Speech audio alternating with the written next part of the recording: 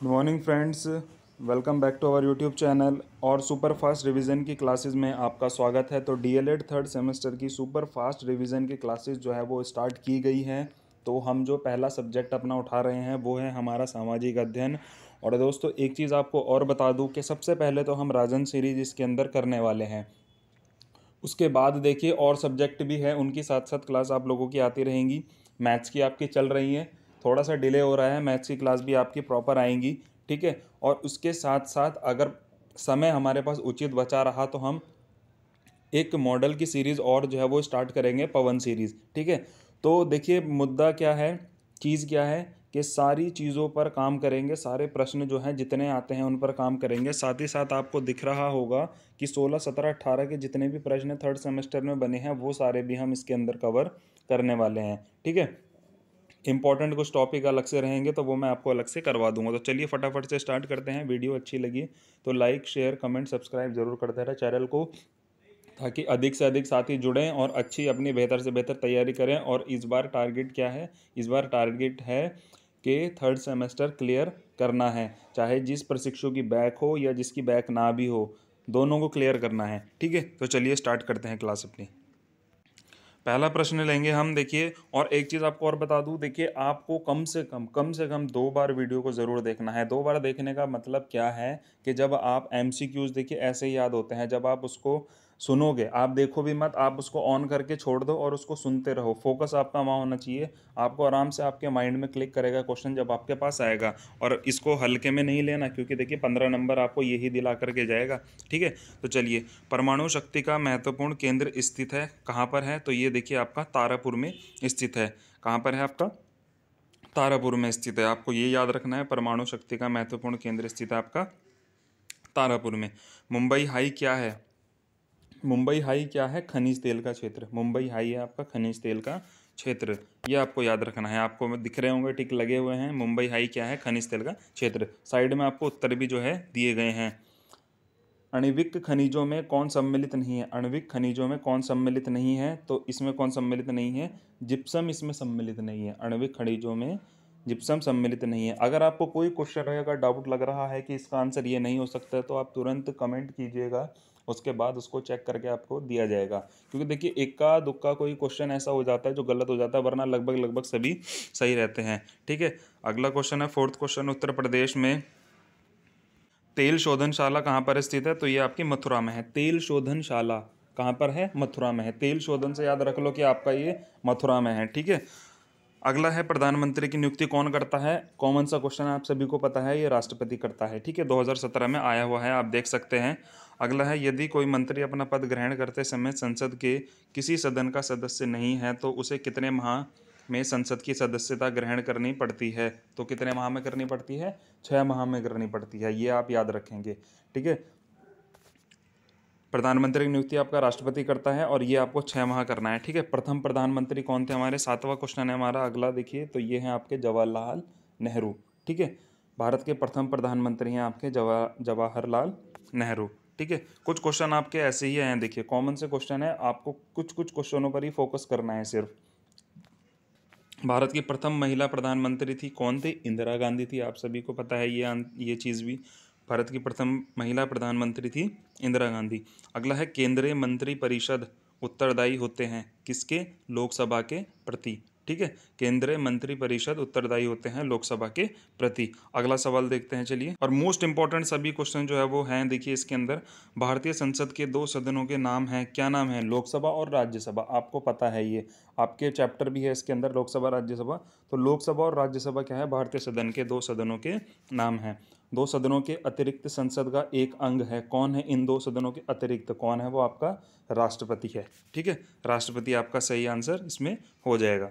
निम्न में कौन सा अप्रत्यक्ष कर है? अप्रत्यक्ष कर यानी कि जो टैक्स होता है, अप्रत्यक्ष कर कौन सा है आपका? सीमा शुल्क। ठीक है। ये आपका अप्रत्यक्ष है। ठीक है। आयकर आपका प्रत्यक्ष है, कॉरपोरेशन कर आपका प्रत्यक्ष है, पर सीमा शुल्क क्या है आपका? अप्रत्यक्ष है। ठीक है। निम्नलिखित में से कौन सा प्रत्यक्ष कर है? कौन सा प्रत्यक्ष कर है? इसमें आपका आयकर हो जाएगा, क्योंकि देखिए ऊपर ऊपर आपको दिया गया था, ऊपर आपसे अप्रत्यक्ष पूछा गया था, उसमें आयकर दिया हुआ था, यानी कि आयकर जो है वो प्रत्यक्ष है, इसलिए यहाँ पर देखिए आयकर जो है वो प्रत्यक्ष हो जाएगा। ठीक है। ये आपका सही हो जाएगा। अगला क्वेश्चन है, बाबरनामा बाबर द्वारा लिखित एक क्या है, ये एक आत्मकथा है।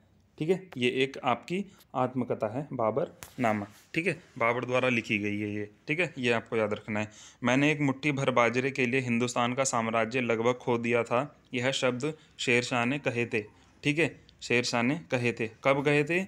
मालदेव से युद्ध करने के बाद। मालदेव से युद्ध करने के बाद क्या कहा था उन्होंने? मैंने एक मुट्ठी भर बाजरे के लिए हिंदुस्तान का साम्राज्य लगभग खो दिया। ठीक है, 2016 में ये सभी प्रश्न पूछे गए हैं। इबादत खान का निर्माण कराया था, इबादत खान का निर्माण करवाया था किसने? अकबर ने करवाया था। ठीक है, अकबर ने ये करवाया था, आपको ये याद रखना है। अगला है मराठों का सर्वाधिक उत्थान। मराठों का सर्वाधिक उत्थान शिवाजी के काल में हुआ था। ठीक है, शिवाजी के काल में मराठों का सर्वाधिक उत्थान हुआ था।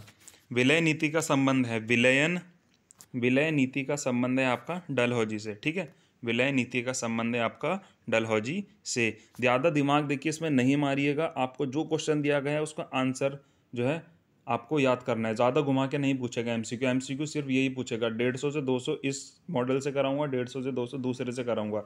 तो 300-400 मॉडल में से अगर जब आप पढ़ लोगे तो आपको 15 आराम से आप कर पाओगे, 15 नहीं तो 10 भी कर पाओगे, वही आपके काम कर जाएंगे। ठीक है, भारत में मौद्रिक नीति का संचालन करता है कौन? करता है आपका रिजर्व बैंक करता है। मौद्रिक नीति का संचालन आपका रिजर्व बैंक करता है। भारत में विदेशी व्यापार पर नियंत्रण कौन सा बैंक करता है? ये भी आपका रिजर्व बैंक करता है। सर्वोच्च बैंक है ना आपका ये भारत का, जो आपकी मुद्रा को देखता है, सारे सभी बैंकों को देखता है, सभी बैंकों को ऋण देता है, तो ये आपका रिजर्व बैंक है। ठीक है, अगला क्वेश्चन देखते हैं यहाँ से फटाफट से। विश्व का प्रथम सौर बिजली घर भारत के किस नगर में स्थापित है? तो ये आपका हैदराबाद में स्थापित है। ठीक है, विश्व का प्रथम सौर बिजली घर भारत के किस नगर में स्थापित है? आपका हैदराबाद में। ठीक है, सौर बिजली घर ध्यान रखना। तारापुर परमाणु ऊर्जा केंद्र किस राज्य में अवस्थित है? तारापुर परमाणु ऊर्जा कहाँ पर है अवस्थित? महाराष्ट्र में है ये। ठीक है, तारापुर परमाणु ऊर्जा अवस्थित है आपकी महाराष्ट्र में। ठीक है, डिगबोई तेल क्षेत्र किस राज्य में है? डिगबोई तेल क्षेत्र ये आपका असम राज्य में है। ठीक है, ये आपको याद रखना है, डिगबोई तेल क्षेत्र आपका असम राज्य में है। लोकसभा के अध्यक्ष का पदनाम क्या है? लोकसभा के अध्यक्ष का पदनाम क्या होता है? स्पीकर होता है। आपने सुना होगा जब आप लोकसभा या राज्यसभा जब आप देखते होंगे तो आप वहाँ पर माननीय माननीय स्पीकर साहब या कुछ भी जो है वो बोलते हैं, तो मेन जो होता है उनको स्पीकर बोलते हैं, क्योंकि वे सभी की बातों को सुनते हैं। लोकसभा के लिए राष्ट्रपति आंगल भारतीय समुदाय से कितने सदस्यों की नियुक्ति कर सकता है? तो ये 2 कर सकता है। लोकसभा के लिए राष्ट्रपति आंगल भारतीय समुदाय के कितने सदस्यों की नियुक्ति कर सकता है? 2 की। ये आपको याद रखना है। ठीक है, भारत में कार्यपालिका की वास्तविक शक्तियाँ निहित हैं। कार्यपालिका की वास्तविक शक्तियाँ निहित हैं आपकी प्रधानमंत्री एवं मंत्री परिषद में। ठीक है, भारतीय कार्यपालिका की। ठीक है, अगला है भारत का प्रथम उप प्रधानमंत्री कौन था? प्रथम उप प्रधानमंत्री आपका सरदार वल्लभ भाई पटेल थे। प्रधानमंत्री कौन थे आपके? जवाहरलाल नेहरू। उप प्रधानमंत्री आपके सरदार वल्लभ भाई पटेल थे। ठीक है, भारतीय संसद का प्रमुख कार्य क्या है? संसद का प्रमुख कार्य क्या है आपका? बजट पारित करना।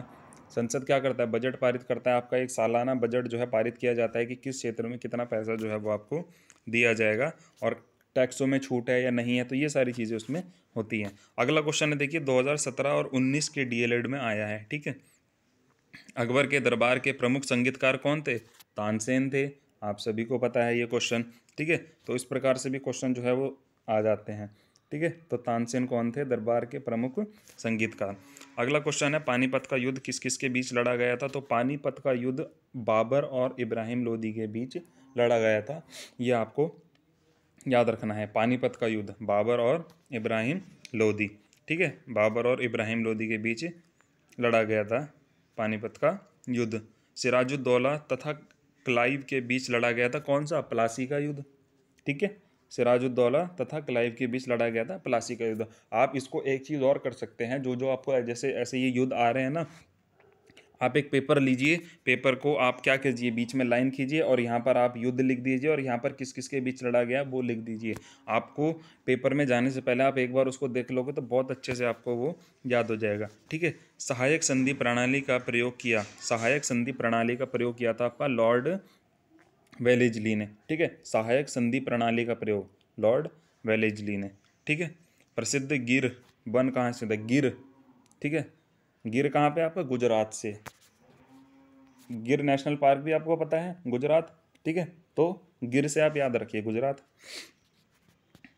रबड़ किस प्रकार के वनों का वृक्ष है, रबड़ किस प्रकार के वनों का वृक्ष है, तो ये सदाबहार वनों का वृक्ष है रबड़, ठीक है, याद रखना है।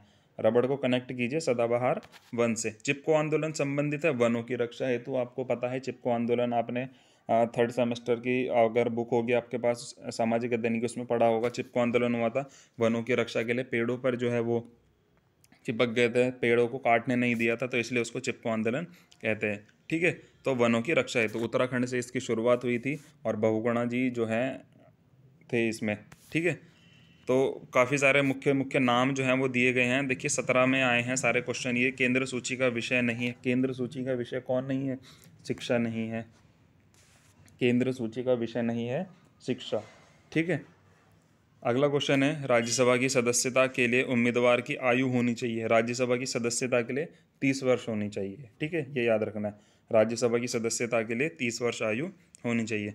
भारत के राष्ट्रपति कौन कौन सा अधिकार नहीं है, भारत के राष्ट्रपति को कौन सा अधिकार नहीं है, तो लोकसभा के सदस्यों की नियुक्ति व पदच्युति करना, ठीक है। लोकसभा के सदस्यों की नियुक्ति व पदच्युति करना, ठीक है। बाकी आप इसको देखिए, इसको जब आप पढ़ोगे ना, मैं पूरा नहीं पढ़ रहा हूँ, आप इसको जब पढ़ोगे तो वहीं पर आपको पता चल जाएगा राष्ट्रपति के कार्य क्या हैं। भाई जो लोकसभा में आपके मेंबर्स आते हैं उनकी नियुक्ति राष्ट्रपति तो नहीं करते, सब चुन के आते हैं सारे, ठीक है। तो इसीलिए जो है ये इसका सही आंसर हो जाएगा। भारत का प्रथम नागरिक कौन होता है, आपका राष्ट्रपति होता है, आप सभी को पता है। फर्स्ट प्रथम महिला कौन होती है, तो राष्ट्रपति की वाइफ को आप प्रथम महिला कह सकते हो, ठीक है। सर्दियों में अंटार्कटिका में अंधेरा रहता है 24 घंटे, ठीक है। सर्दियों में 24 घंटे अंटार्कटिका में अंधेरा रहता है, ये बात आपको याद रख लेनी है। अंटार्कटिका कहाँ है आपके, बहुत जो आप मैप में देखोगे तो ऊपरी हिस्से में आपका अंटार्कटिका आता है, ठीक है। तो सर्दियों में अंटार्कटिका में अंधेरा रहता है, ये बात आपको याद रखनी है। अगला क्वेश्चन है, देखिए, अबीर गुलाल में उड़ता हुआ हल्का रंगीन पदार्थ है। अबीर गुलाल में उड़ता हुआ हल्का रंगीन पदार्थ है आपका अभ्रक। अभ्रक आपको याद रखना है, 2016 में आया है, अभ्रक आपका सही आंसर हो जाएगा, ठीक है। कर्नाटक के कैगा में स्थित है, कर्नाटक के कैगा में क्या स्थित है, परमाणु ऊर्जा उत्पादन केंद्र।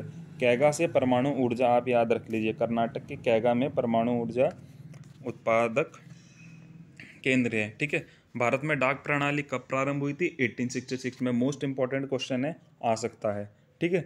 भारत में डाक प्रणाली कब स्थित हुई थी, 1866 में, ठीक है। इस प्रकार के क्वेश्चन जो है वो आने के चांसेस सबसे ज़्यादा रहते हैं, तो आपको ये जरूर जो है पढ़ने चाहिए, ठीक है। इंटरनेट पर प्रयोग किए जाने वाले www का विस्तृत रूप क्या है, आप सभी को पता है, वर्ल्ड वाइड वेब, ठीक है। अगला है, कन्नौज के युद्ध में हुमायूं पराजित हुआ क्योंकि, क्यों हुआ, कन्नौज के युद्ध में हुमायूं पराजित हुआ क्योंकि बरसात हो जाने के कारण युद्ध में तोपखाना व्यर्थ सिद्ध हुआ, ठीक है। बरसात हो जाने के कारण युद्ध में तोपखाना व्यर्थ सिद्ध हुआ, इसलिए कन्नौज के युद्ध में हुमायूं पराजित हुआ, ठीक है। रैंच कहते हैं, रैंच क्या होता है, रैंच किसे कहते हैं, पशुओं के बाड़े को, पशुओं के बाड़े को, ठीक है। रैंच कहते हैं पशुओं के बाड़े को, ठीक है। वित्त विधेयक प्रस्तुत किया जाता है, वित्त विधेयक प्रस्तुत किया जाता है केवल लोकसभा में। वित्त विधेयक प्रस्तुत किया जाता है आपका केवल लोकसभा में। देखिए कुछ नियम है, जब आप चैप्टर पढ़ोगे तब वहाँ से आपको ये चीज़ें पता चलेंगी, पर देखिए इतना समय नहीं है कि वो डिटेल में आप उस चीज़ को पढ़ो।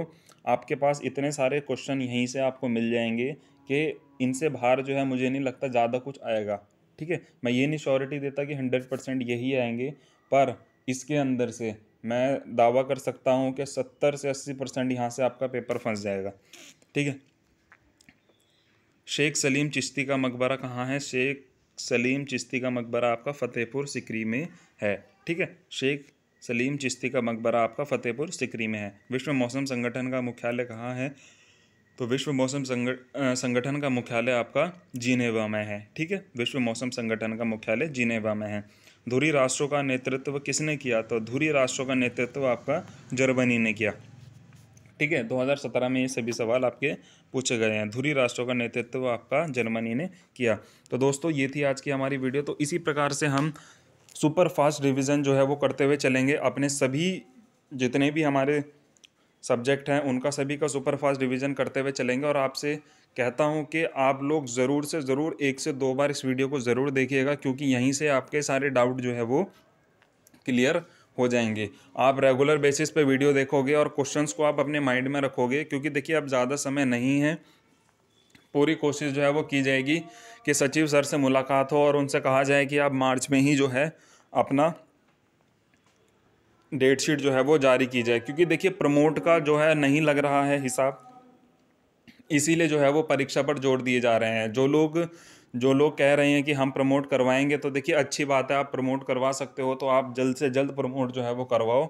अन्यथा कि उसमें आपको क्या करना है, अन्यथा की स्थिति में पेपर की तैयारी आपको नहीं छोड़नी है, आपको तैयारी करते रहनी है। पेपर होगा पेपर दे दीजिएगा, नहीं होगा कोई बात नहीं, अगले पेपर की तैयारी करेंगे और उसके लिए समय फिर लिया जाएगा। ठीक है, चलिए मिलते हैं नेक्स्ट वीडियो में। वीडियो कैसे लगी आप कमेंट करके ज़रूर बताइएगा और अधिक से अधिक शेयर कीजिएगा। Thank you.